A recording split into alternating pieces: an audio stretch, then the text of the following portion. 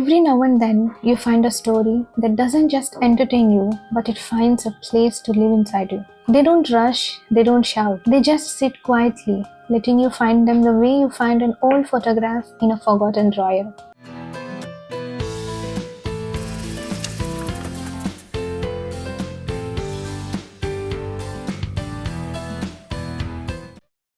Welcome to the Book Filmation, where books and movies meet to share the same heartbeat. Today, we brought you two stories that make you feel like they've been waiting for you from a very long time. Care of Kancharapalem, directed by Mahavenkatesh, and The God of Small Things, written by Arundhati Roy. These are the two such stories. One set in the small lanes of an Andhra town, and the other flows along the green rivers of Kerala. They look different and sound different, but they talk about the same thing, that love is delicate and time moves fast, but memories they never really leave. In Care of Kancharapalem, we see four love stories, different ages, different seasons of life. School kids stealing glances, a shy delivery man, a middle-aged romance across the region, and an elderly couple finding friendship and love. In The God of Small Things, we meet Ammu and Veluta, a love story that fights against caste, family rules, and fear. Different places, different faces, but both show how love has to fight to survive, and how even when it loses, it leaves something behind beautiful. What connects these two stories so deeply isn't just love, it's the small moments that mean everything. A little gesture, a pause, a look, or a stolen smile that becomes more powerful than the declaration. In these two stories, happiness is never too loud. It's very fragile and it gets interrupted. Yet, it leaves behind something so unbreakable, a memory.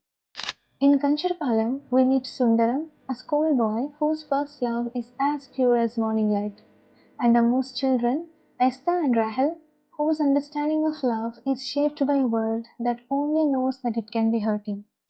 We see Raju, an aging man who loves across religion, and Viruta, whose quiet courage to love across caste lines costs him everything. No big protests, no shouting in the streets, just a quiet decision to love. And in their world, that's the most rebellious thing one can do. Both the film and the novel trust you that you would feel everything without being told. They don't explain every emotion in detail, rather, they leave the gaps for you to fill in. Just like how in life the pain is never explained but lived.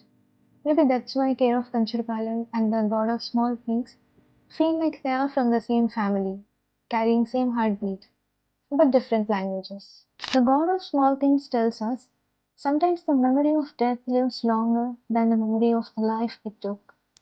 We remember Veluta's smile more than the rules that destroyed him. Care of Kancharpalam says the same, without saying a word. We remember Sundaram's shy glances more than his school days. In the end, they both remind us life is not made of years, but of small things that last forever. Some stories make you see yourself, and some stories make you feel less alone. And these two are the stories that can make you feel both. Because Care of Kanchiripalam or The God of Small Things are not just about love stories, but about life. Life where everything grows and changes in the situations we were born into, where small choices matter, where pain teaches us, where small moments mean everything to us. Maybe that's why these stories are worth living and feeling, worth telling again and again. Because here are the streets that are full of memories, and rivers that remember, and stories that never truly end. If you feel a little less alone while watching this, imagine how many stories are there waiting for you. So subscribe to our Book Film Junction to explore more emotions from books and movies in ways you never thought possible.